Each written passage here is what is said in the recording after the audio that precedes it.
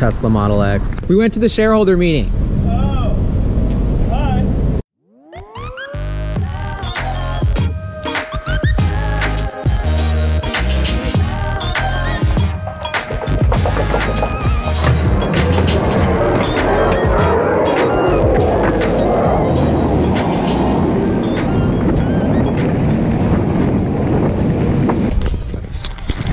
Beautiful day, 12:30 in Oakland. We're mobbing, making the pilgrimage across the bay.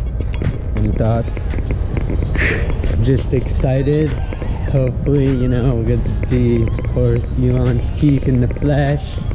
First time ever for me. Where are we headed? California Museum of Computers? Yeah, California Museum of Computers. Taking the BART to Warm Springs. We'll there transfer to probably a Lyft because Uber sucks. Yeah. Black on black. Black on black. Not the new grill, but it's pretty cool.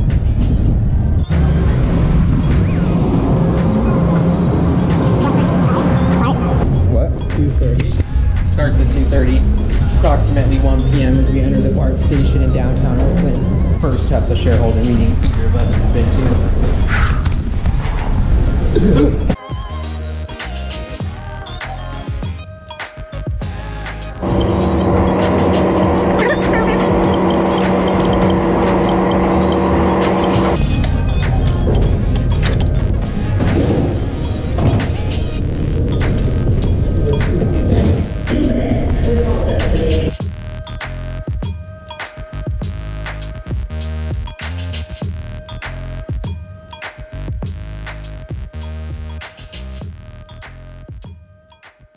So we're here, we're trying to get around here, but we're gonna go all the way around this way to here and then Uber like that.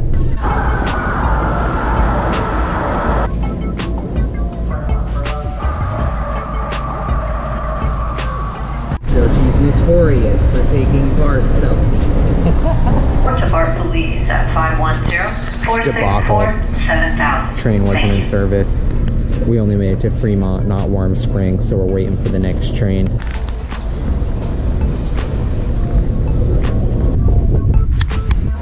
Great success.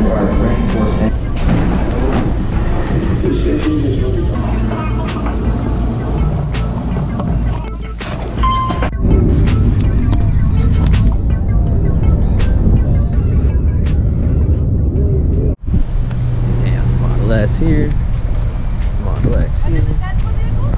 Yeah.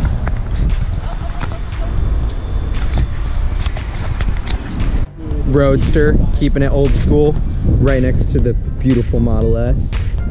Next to another Model S. Next to another Model S. Next to lame hybrid. Next to another Model S.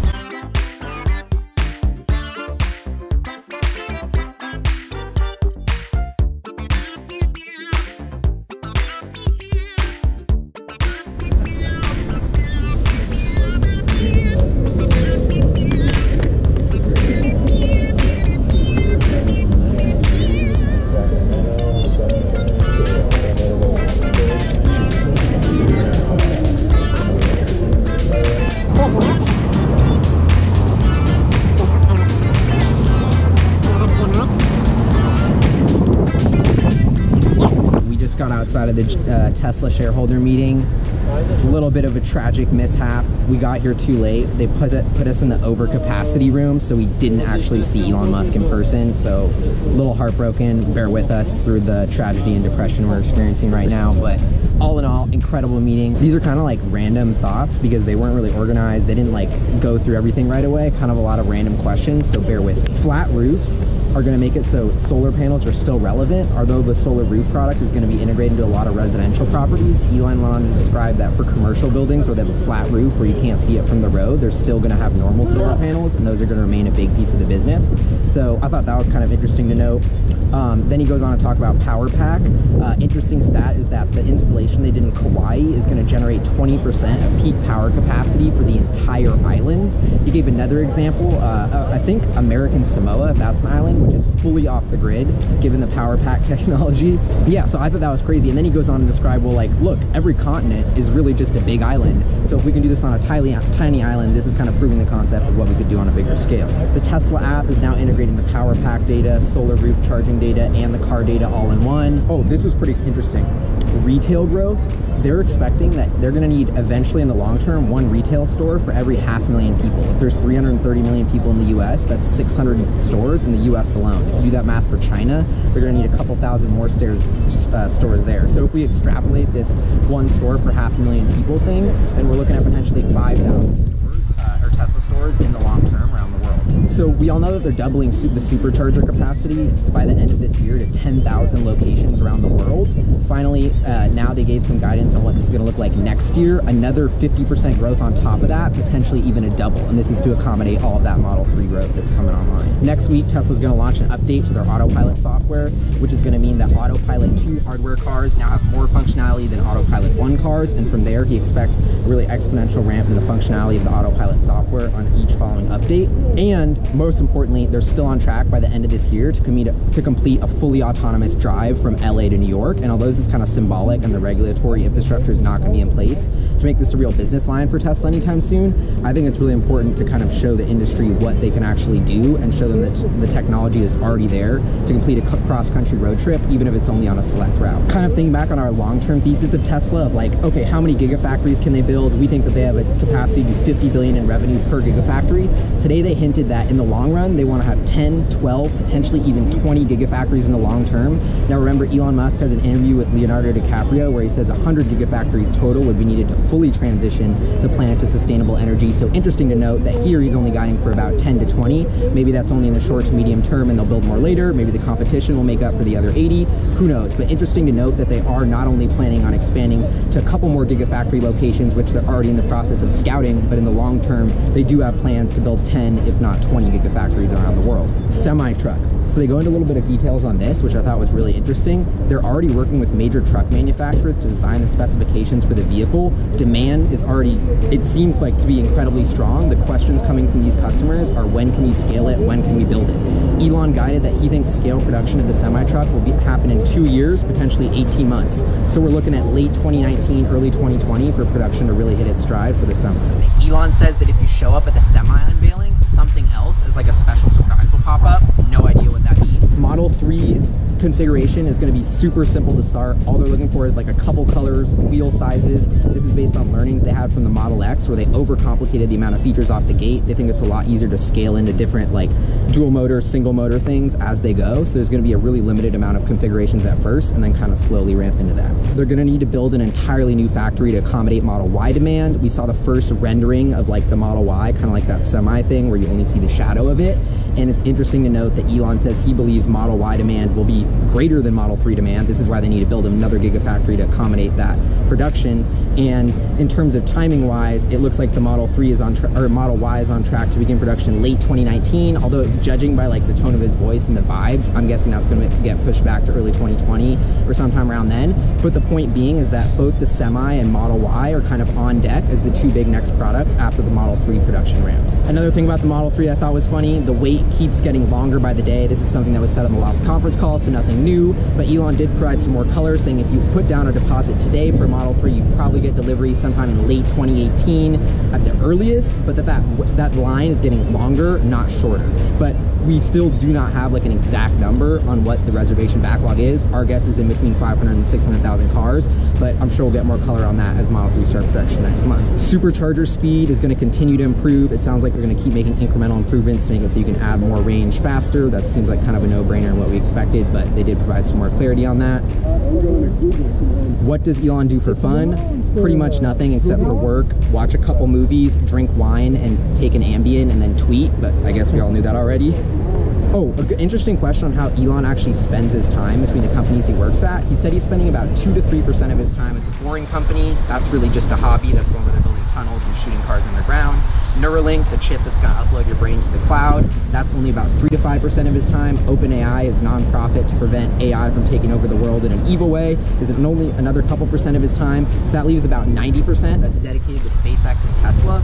And against conventional wisdom, I thought it was interesting that he noted that actually a little bit more of his time goes to Tesla, just given the drama and headaches that come along with Tesla as a company. My guess is that's partially due to the fact that Tesla's public and SpaceX isn't. In terms of scaling capacity with the roof product and the installation for that, it looks like the Solar City acquisition, according to Elon, has a ton of experience dealing with different roof types and all different geographies and sectors of the country, and this is going to make it really easy for Tesla to kind of get a head start in terms of the expertise for roof installations. And this was sort of a piece of the rationale behind the Solar City acquisition, was that expertise with installing roofs is going to help them scale or profitably scale this solar roof product. And remember, Tesla unveiled its solar roof product before the Solar City acquisition was even complete, so it makes some kind of sense to think that they were already thinking about that roofing expertise when they made the acquisition. Oh, there was a question about the electric plane, which I think is really interesting. We made an episode a couple weeks back about the concept of Elon Musk's vertical takeoff and landing electric jet that he's been toying with, whether that will get launched under Tesla or not, as Tesla Aviation start this whole plane unit.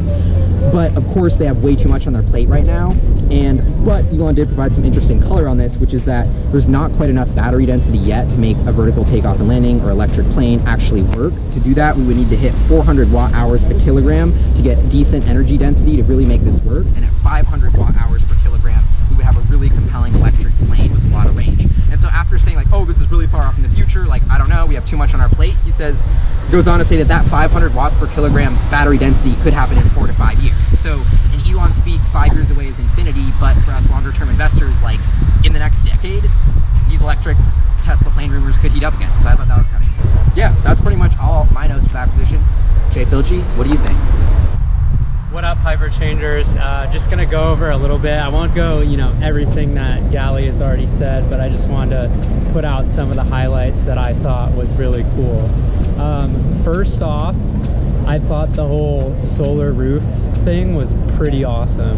I never really understood that they're making these tiles really look like real roofs. So when you're going down the street, it's not like, you have a traditional roof and you see solar panels on top of it.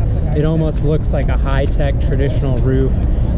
We saw examples of pictures of Craftsman that looked great.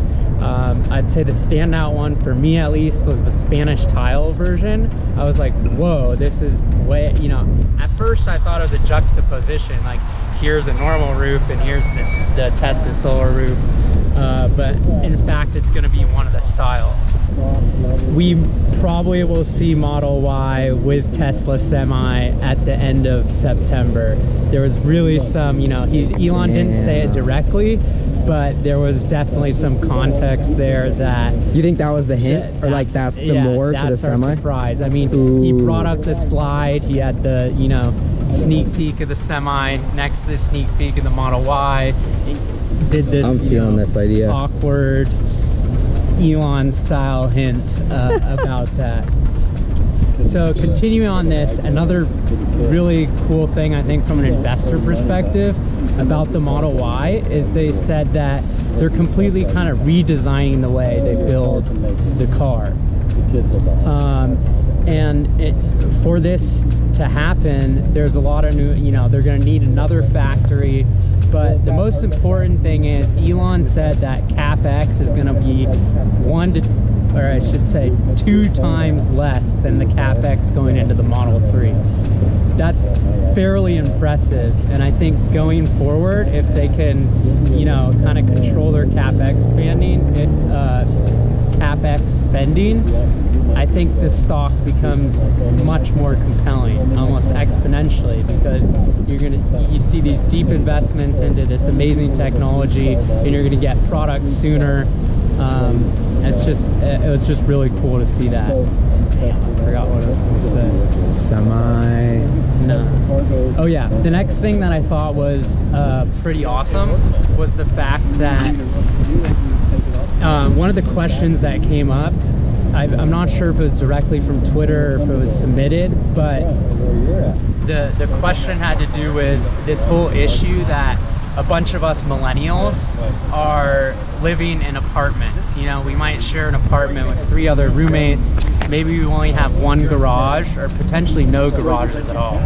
And I think that that's a huge, you know, kind of barrier to entry if you're thinking about getting an electric car. How are you supposed to charge this? So it's just, I guess, comforting to know that Elon is thinking about this problem, and he kind of hinted at building out an infrastructure that wasn't quite full-on supercharger, but, you know, more infrastructure within cities that aren't meant to be long distance for long distance travel, where consumers of Model 3s who may not be able to, or Model S or any of the Teslas, who may not be able to charge their car at their home at night, will have plenty of other options to really make that a viable purchase.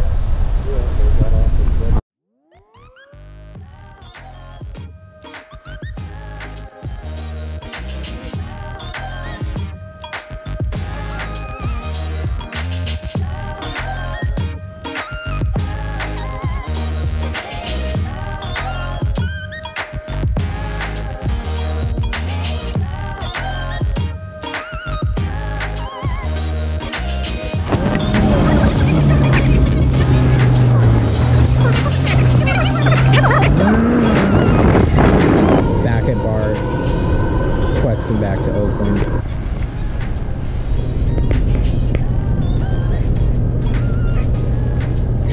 Texting. Overall, pretty epic shareholder meeting. Still a little bummed we didn't get to see Elon, but definitely recommended. Honestly, less people there than we were expecting. Like maybe only 200. I don't know.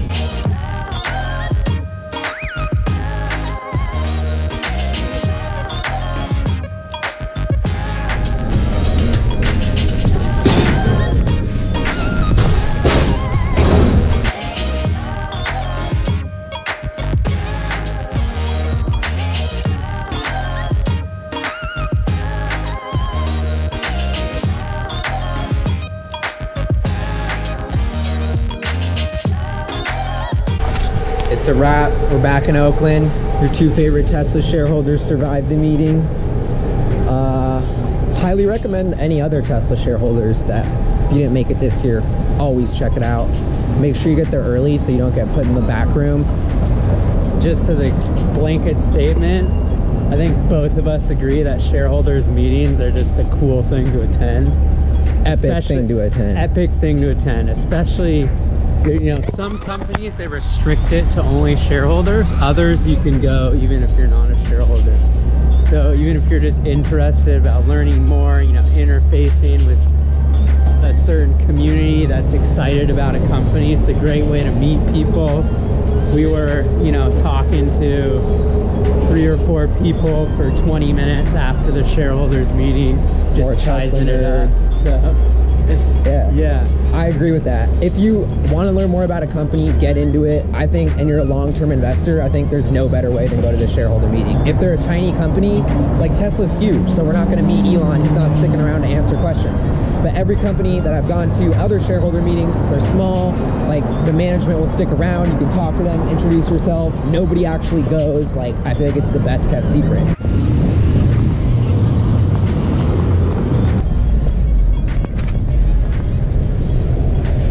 I'm Gally. I'm Julian. That was the 2017 Tesla shareholder meeting. See you guys next year.